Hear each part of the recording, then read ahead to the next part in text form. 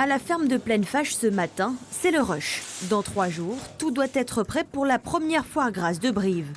Lali, chef d'exploitation de la ferme, s'attelle au gavage, une étape importante pour produire un bon foie gras. Là, je suis en train de gaver les canards. On gave au maïs entier, produit sur l'exploitation. D'accord ? Donc la gaveuse, elle n'a pas évolué depuis 50 ans. C'est une vis sans fin où descend le maïs. Donc on gave matin et soir. Ici, près de 300 canards sont abattus chaque semaine. Rien n'est jeté ou presque, tout se mange. Le magret, l'aiguillette, le manchon, mais avant tout le foie qui peut se manger de bien des manières. Là, je vais faire un mi-cuit. Donc je sale un petit peu au fond de ma terrine. Je vais mettre un lobe. Je vais bien le tasser.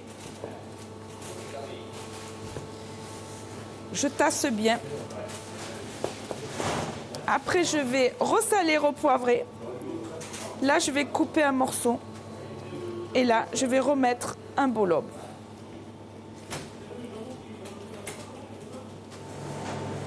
Un kilo 650.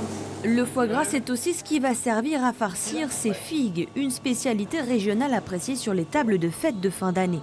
Car c'est bel et bien à cette période que les ventes explosent. Alors ici, pas de répit, l'équipe tourne à plein régime. Alors les périodes de Noël, on va dire que ça commence au mois d'octobre. Octobre, novembre, décembre, on va dire sur 3 mois. On fait la moitié du chiffre d'affaires de l'année en fait, sur cette période. Pour décembre, 50 € le kilo. Dernier préparatif avant la foire grasse de ce week-end, le compte à rebours est lancé.